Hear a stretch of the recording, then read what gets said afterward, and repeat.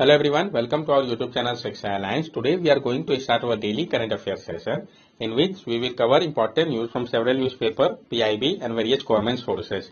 So let's begin our session. Our first topic is UN cite possible crime against humanity in China Xinjiang. UN ने site किया है कि possible crime जो हो रहा है ह्यूमैनिटी के खिलाफ चाइना के जिनजियांग रीजन पे। हम जानेंगे इसके बारे में, फिर ये रिपोर्ट क्या कहता है इसको भी समझेंगे। China discriminatory detention of Uyghurs and other mostly Muslim ethnic group in the western region of Xinjiang may constitute crime against humanity, the UN Human Rights Office। जो यूनाइटेड नेशन के ह्यूमन राइट ऑफिस है उन्होंने कहा है कि जो China का discriminatory detention है यूगर और अदर मोस्टली मुस्लिम इथनिक ग्रुप को वेस्टर्न रीजन में जिनजियांग के, ये कंस्टिट्यूट करता है क्राइम अगेंस्ट ह्यूमैनिटी को। व्हाट डज द रिपोर्ट से, ये रिपोर्ट क्या बतलाता है? अर्जेंट अटेंशन, आवश्यकता है अर्जेंट अटेंशन की। The report seeks urgent attention from the UN and the world community to right violation in Beijing campaign to root out terrorism। ये जो report है ये कहता है अर्जेंट अटेंशन की आवश्यकता है यूनाइटेड नेशन की और वर्ल्ड कम्युनिटी की, जो अधिकार का वायलेशन हो रहा है बीजिंग के कैंपेन के द्वारा, जो कि रूट है टेररिज्म का। पैटर्न ऑफ टॉर्चर, जो पैटर्न है टॉर्चर का। The report site pattern of torture inside vocational training centre pointing to credible allegation of torture or ill treatment including cases of sexual violence। ये जो report है ये site करता है कि जो पैटर्न है टॉर्चर का, जिसमें वोकेशनल ट्रेनिंग सेंटर जो पॉइंट कर रहा है क्रेडिबल एलिगेशन टॉर्चर का, इल ट्रीटमेंट का, साथ साथ केसेस वहां पे देखे गए हैं सेक्सुअल वायलेंस के भी। आर्बिट्रेरी एंड डिस्क्रिमिनेटरी डिटेंशन, जो आर्बिट्री और डिस्क्रिमिनेटरी डिटेंट किया जा रहा है उनको। ये जो रिपोर्ट है ये वार्न कर रहा है कि जो आर्बिट्री और डिस्क्रिमिनेशन डिटेंशन है वैसे ग्रुप का जिनजियांग में, ये छीन रहा है उनके फंडामेंटल राइट को और ये कंस्टिट्यूट करता है इंटरनेशनल क्राइम को, पार्टिकुलर क्राइम अगेंस्ट ह्यूमैनिटी को। Report of sharp increase in arrest and lengthy prison sentence, report देखा गया है शार्प इंक्रीज अरेस्ट में और लेंदी प्रिजन सेंटेंस में। It strongly suggest a shift toward formal incarceration as the principal means for large scale imprisonment and deprivation of liberty instead of use of vocational training center। ये strongly suggest कर रहा है कि एक shift होना चाहिए formal इनकार्करेशन, जो कि प्रिंसिपल मीन्स होगा लार्ज स्केल इम्प्रिजनमेंट के लिए और डिप्राइवेशन ऑफ लिबर्टी के लिए, ना कि वोकेशनल ट्रेनिंग सेंटर होना चाहिए। यूगर मुस्लिम के बारे में भी हम जान लें क्योंकि उनसे रिलेटेड न्यूज है। तो Uyghurs are a predominantly Muslim minority Turkic ethnic group whose origin can be traced to Central and East Asia। जो यूगर है वो predominantly Muslim minority Turkic ethnic group है जिनके ओरिजिन को आप ट्रेस कर सकते हैं सेंट्रल और ईस्ट एशिया से। The Uyghur are considered to be one of the 55 officially recognised ethnic minority community in China. और यूगर को कंसीडर किया जाता है कि ये one of the 55 officially recognised ethnic minority community में से एक है चाइना के। However, China recognizes the community only as a regional minority and reject that they are an indigenous group।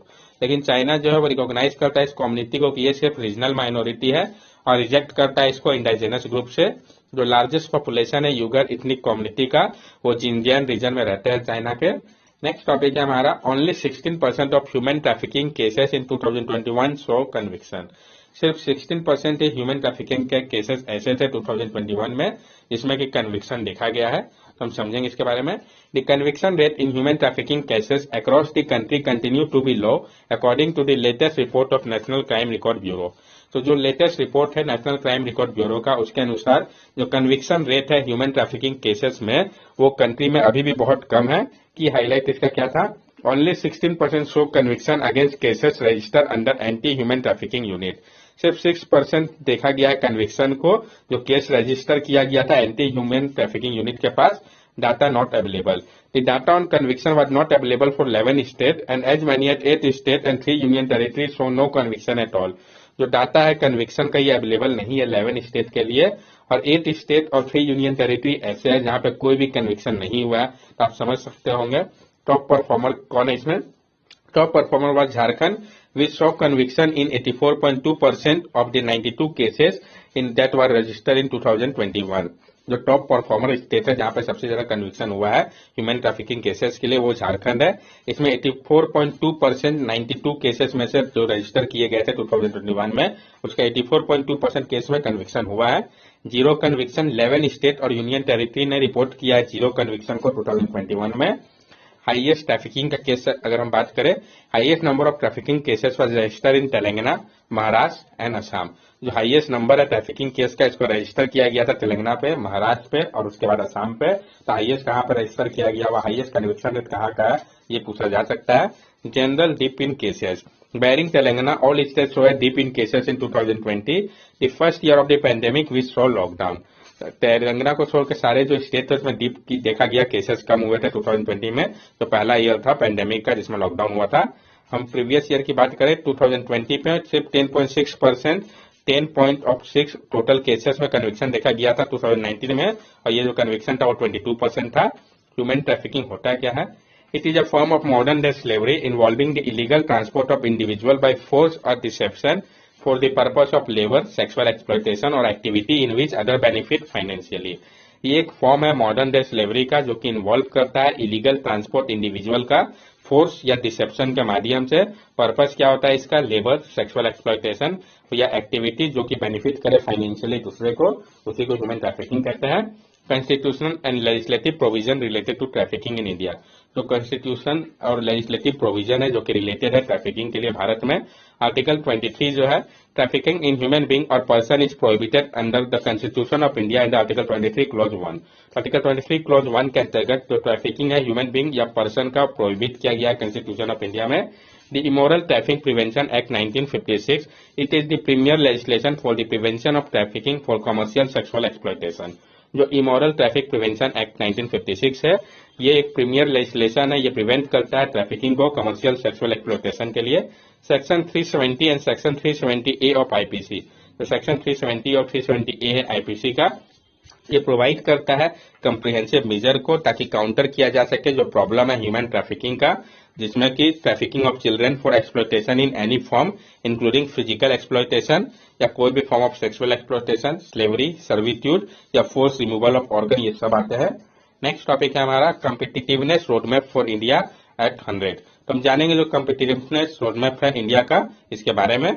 Economic Advisory Council to PM and Institute for Competitiveness has released Roadmap for Better Growth India at the rate 100 to enable India to become a high-income country by 2047 using sector and region-specific policy based on 4S principle।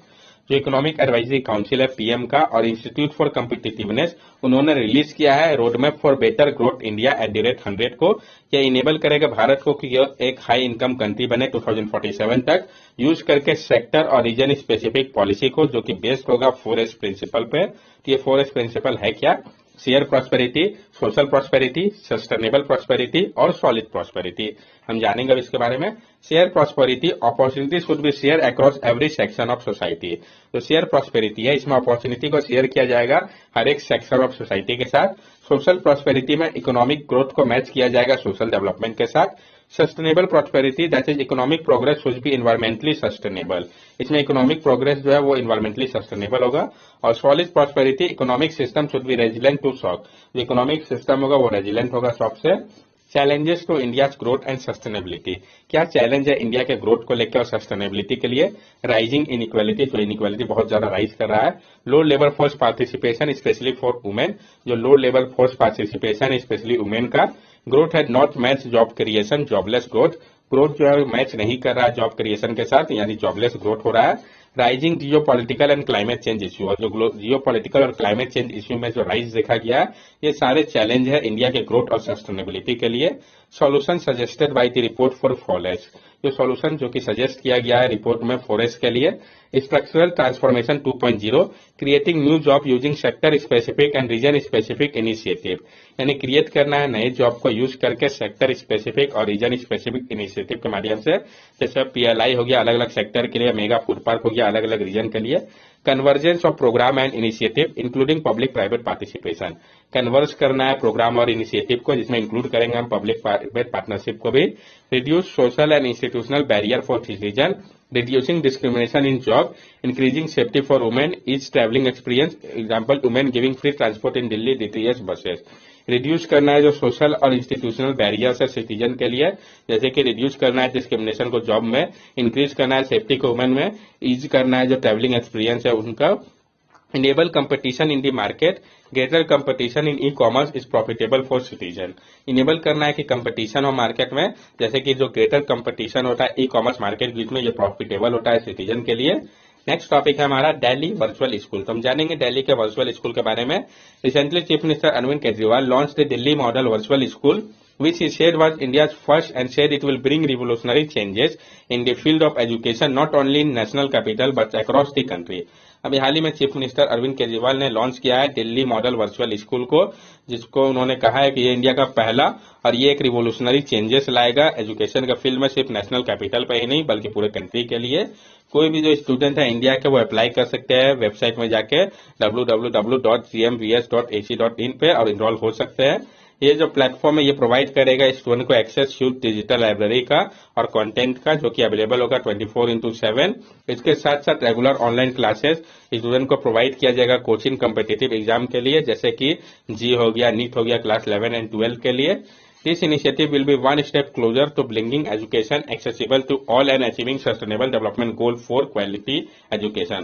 और ये जो initiative है ये एक step और closure लाने में education को एक्सेसिबल बनाने के लिए सबके लिए, और एक्सेसिबल करेगा सस्टेनेबल डेवलपमेंट गोल 4 के टारगेट को, क्वालिटी एजुकेशन का जो टारगेट है। नेक्स्ट टॉपिक है हमारा व्हाट्सएप प्राइवेसी पॉलिसी। हम जानेंगे व्हाट्सएप के प्राइवेसी पॉलिसी के बारे में।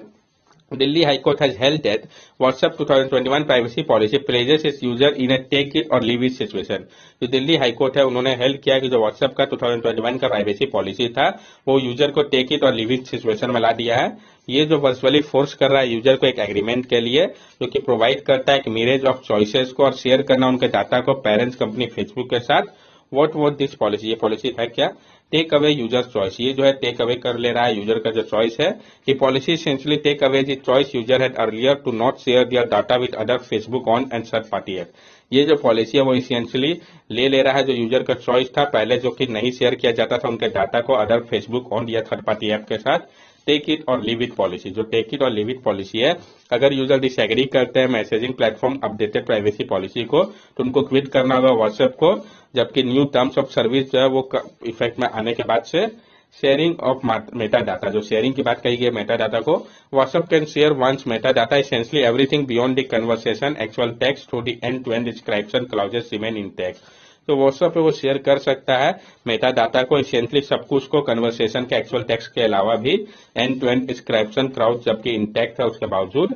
क्या आप समझ सकते हैं जो क्या क्या मिलेगा जो व्हाट्सएप और अदर ऐप में, जैसे कि व्हाट्सएप हो गया, सिग्नल हो गया, टेलीग्राम हो गया। तो एंड टू एंड इंक्रिप्शन की अगर हम बात करें तो व्हाट्सएप सिग्नल दोनों पे है, टेलीग्राम में सिर्फ सीक्रेट चैट जो होता है या कॉल उसके लिए ये फैसिलिटी है। डिसअपियरिंग मैसेज ये तीनों में ही है। चैट बैकअप की बात करें तो होता है लेकिन थर्ड पार्टी होता है, सिग्नल में स्टोर होता है लोकल डिवाइस में, और टेलीग्राम में टेलीग्राम क्लाउड में। स्क्रीन लॉक तीनों में है। एडवर्टाइजमेंट जो है तीनों में नहीं है लेकिन आप ऐड कर सकते हैं टेलीग्राम में। ग्रुप चैट सिक्योरिटी की बात करें तो ये दोनों में ये है और E2E है, जबकि टेलीग्राम में नहीं है। वीडियो और वॉइस कॉल तीनों में है। नेक्स्ट टॉपिक है हमारा बेस्ट एस्पिरेशनल डिस्ट्रिक्ट। हम जानेंगे बेस्ट एस्पिरेशनल डिस्ट्रिक्ट के बारे में, इंपॉर्टेंट टॉपिक है। नीति आयोग है declare Haridwar city of Uttarakhand at the best aspirational district on the basis of 5 parameter. NITI Aayog ने डिक्लेयर किया है हरिद्वार सिटी जो है उत्तराखंड का कि वो बेस्ट एस्पिरेशनल डिस्ट्रिक्ट है 5 पैरामीटर के ऊपर। तो कौन सा सिटी को डिक्लेयर किया गया किस स्टेट का वो इंपॉर्टेंट हो जाता है। तो हरिद्वार सिटी को उत्तराखंड का ये जो प्रोग्राम है इसको लॉन्च किया गया था जनवरी 2018 में। तो कब लॉन्च किया गया था, क्यों लॉन्च किया गया था? तो जनवरी 2018 में इसको लॉन्च किया गया था। इसका मकसद था क्विकली और इफेक्टिवली ट्रांसफॉर्म करना कुछ मोस्ट अंडर डेवलप्ड डिस्ट्रिक्ट को कंट्री का। ब्रॉड काउंटर्स जो है प्रोग्राम का convergence of central and state scheme, यानी इसमें कन्वर्ज किया गया सेंट्रल और स्टेट स्कीम को। कोलैबोरेट किया गया central state level primary officer और डिस्ट्रिक्ट कलेक्टर के साथ। Competition among district through monthly delta making, और कंपटीशन डिस्ट्रिक्ट के साथ मंथली डेल्टा मेकिंग के साथ। Parameter for best aspirational district, क्या पैरामीटर है बेस्ट एस्पिरेशनल डिस्ट्रिक्ट के लिए? हेल्थ और nutrition, education, financial inclusion, skill development, agriculture, water resource, basic infrastructure. ये पैरामीटर है बेस्ट एस्पिरेशनल डिस्ट्रिक्ट के लिए। नेक्स्ट टॉपिक है हमारा progress on wash in health care facility 2000 to 2021 report. तो जो प्रोग्रेस देखा गया wash in health care facility पे 2000 से 2021 का जो रिपोर्ट है इसके बारे में हम जानेंगे, फिर इसमें क्या फाइंडिंग है। UNICEF and WHO released this report to see progress on water sanitation and hygiene and linkage between wars and infection prevention and control। किसने रिलीज किया इस रिपोर्ट को, ये भी इंपॉर्टेंट हो जाता है। तो यूनिसेफ और WHO ने मिलकर रिलीज किया इस रिपोर्ट को ताकि देखा जा सके जो प्रोग्रेस है वॉश, वाटर सैनिटेशन और हाइजीन के लिए, और इसका क्या लिंकेज है वॉश और इन्फेक्शन प्रिवेंशन एंड कंट्रोल के बीच में। की फाइंडिंग क्या था, नियरली 4 बिलियन पीपल जो है वो रिस्क में है, जबकि 50% हेल्थ फैसिलिटी जो है वर्ल्ड का वो लैक कर रहा है बेसिक हाइजीन सर्विस को। अचीव करना यूनिवर्सल एक्सेस को वॉश के लिए, हेल्थ केयर फैसिलिटी के लिए, उसके लिए आवश्यकता है पॉलिटिकल विल की, स्ट्रांग लीडरशिप की, दोनों ही नेशनल और फैसिलिटी लेवल पे। Achieving it is highly cost effective and good in substantial health benefit. Achieve करेंगे अगर इसको हम तो ये बहुत ज्यादा कॉस्ट इफेक्टिव होगा और इसके कारण सब्सटेंशियल हेल्थ बेनिफिट को देखा जा सकेगा। यूनिवर्सल बेसिक वॉश सर्विसेज जो है वो अचीव किया जा सकेगा 46 लीस्ट डेवलप कंट्री के लिए 2030 तक, लेस देन $10 बिलियन पे। WHO and UNICEF release progress update on wash in household, wash in school and wash in healthcare facility every 2 year। और जो WHO और UNICEF है ये रिलीज करते हैं जो प्रोग्रेस अपडेट है wash in household, wash in school, wash in healthcare facility के लिए हर एक 2 साल पे। WHO का वॉश स्ट्रेटेजी जो है इसको डेवलप किया गया था रिस्पॉन्स में 2030 का जो एजेंडा है सस्टेनेबल डेवलपमेंट गोल 3 का, good health and wellbeing, sustainable development 6, clean water and sanitation को ध्यान में रख के।